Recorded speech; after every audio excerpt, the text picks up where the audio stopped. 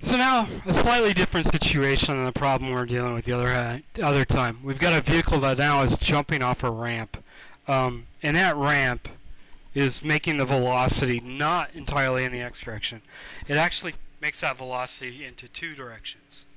Okay, so that's the situation we're dealing with. We're looking at the exact same problem. We're looking at that exact same situation, solving for time, solving for distance. But we've got issues here. It's not as easy as the original problem was.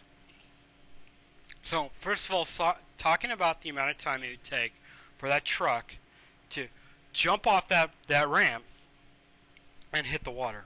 Okay, that's where we're going to start with. So when doing that, we're going to talk entirely about the y direction again. So what's going on in the y direction? What do we have going on? Well, we have this as our height. Okay, and remember this height is nothing more than the displacement.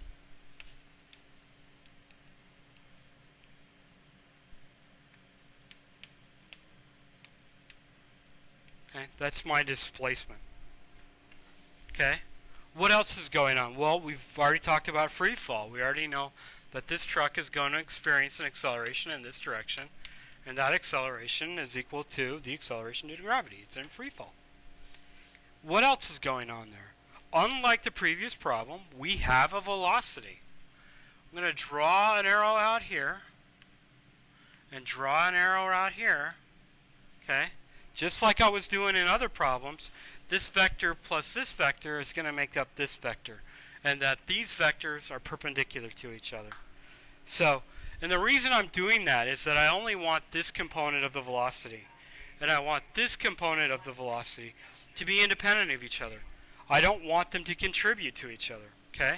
So this velocity is entirely in the y, and this velocity is entirely in the x. If I add those two velocities together using vector addition, I would get this velocity, this initial velocity. But I don't want that. That velocity is neither in the x or in the y. It's a little of both. Well, I shouldn't say neither is not entirely in the x and not entirely in the y. It's in both. So I don't want that. I want something that I can solve that's going to be a lot easier. So I need to break up that vector. And I need to break it up in a way that I'm taking advantage of this acceleration. My coordinate system should be set up so that that acceleration downward is one of my components of my velocity. It's in the y direction down. This velocity should be in the y direction, and in this case, y direction up. Okay? Cool? So writing out that problem, we're going to end up with h, because remember, if I move the y over, I get that h. This vy times t plus 1/2, acceleration times time squared. And I'll just plug in that g. Negative g. Okay? Cool? Not so easy. Remember the last time when we did this problem, we could simply say, oh look, we can take a square root and we got a solution. Can't do that this time. It's not going to work out as easy. Well, so how are we going to solve this? Well, we can use the quadratic, if you know it. Move this term over to there, set it equal to 0, then solve for t. If you know the quadratic, you can certainly use it. The other way to solve this is solving for a different time. Okay? What makes this problem difficult is this velocity, this vy. What happens if I solve for a velocity, or what happens if I start this problem at a velocity where it's equal to 0? Okay? Where is that? Well, that is at the vertex, or the apex, I should say. When this vehicle gets to its apex, it's not traveling any higher. And at that point, the velocity in this direction turns out to be 0. If it's not, it continues to go up. Okay? So, when it reaches the apex of its motion, that velocity is equal to 0. Cool? Solving for that, well, this is where it gets a little tricky. I want that point where my velocity is equal to 0, or my final velocity is equal to 0. So if I use that equation, and I got it all in there, look at that. If I use that equation, I can solve for the amount of time it takes to get to the vertex, to the top of its motion. Okay? Once I've done that, I have that time it takes to get to the vertex, this t1, and then I can change this. Well, sort of. I can change this where this is now equal to 0, but I have to determine how high it goes. Gosh, this is just getting hairier and hairier. How do I do that? Not easy. So what I'm going to do is I'm going to start off, we've got this time, I'm going to write that equation over here. So let's write, so this velocity final, which is at the vertex, is equal to VO plus AT. Okay? And that's T1. Okay? Now I want to figure out how high this thing is going to get before it stops and turns back around. I'm going to erase this and come back to it later. How high is the vertex compared to this point? Oops, dropped my chalk. How high from here does this truck going to get before it stops? What's its vertex? Well, how we're going to do that is we're going to use that last kinematics equation.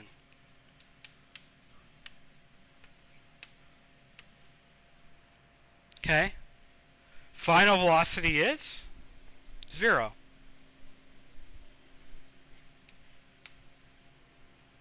Okay? Minus my initial velocity squared. So that's at Vy squared. And there is a negative sign here. Make it a little darker.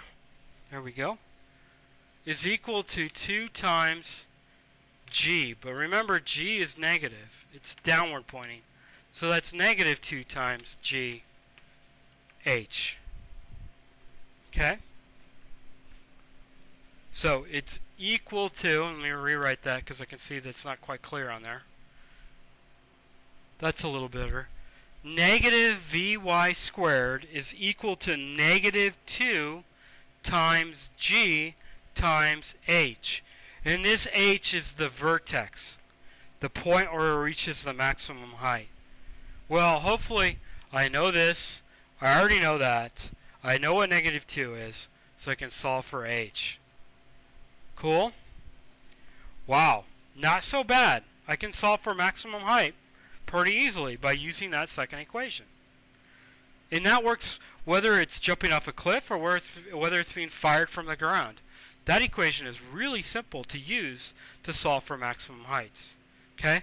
Now, if you're an AP, that will not be on your test booklet. They won't give you that equation.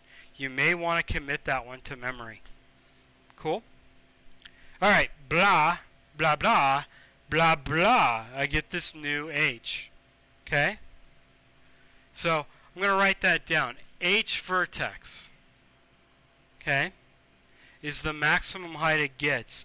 If I want to figure out how high it falls now from the vertex, I have to add that H vertex to the original height of the cliff. Okay? That makes sense? I hope so. Cool? Alright, going back. Wow, this is a lot of work to just solve for one time.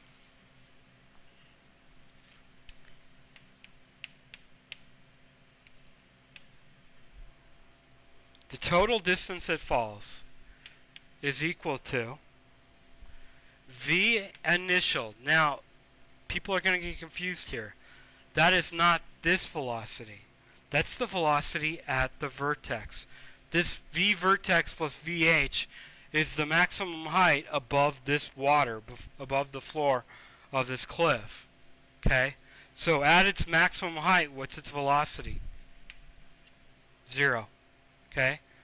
Don't even get that confused with that one, because it's not the same.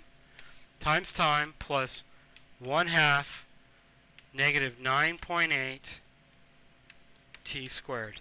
See if I got it all in. Nope, didn't quite get it all in.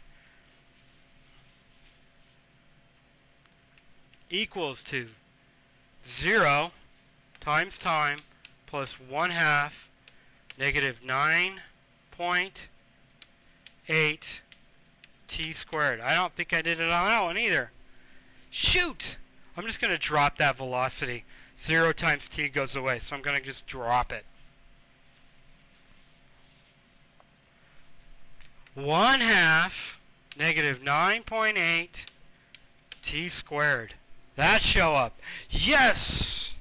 Alright, so that means maximum height, that v vertex plus vh, that maximum height, it's at the very top of its motion. This is the point where you go, oh crap! Okay? When you stop and go back down, is equal to 1/2 negative 9.8 times t squared. I can solve for t now. Okay? So this t, what I solve for, plus that t, the time it takes to get to the vertex, is the total time of flight. Whoosh! That's a lot of work just to get to that number. Okay? So t from here plus t from here equals, well, that one plus that one equals total time of flight. Okay? Once I've got that, I've figured out how long it's going to take for that truck to hit the water. That's problem 1. Okay? Now, where does it land?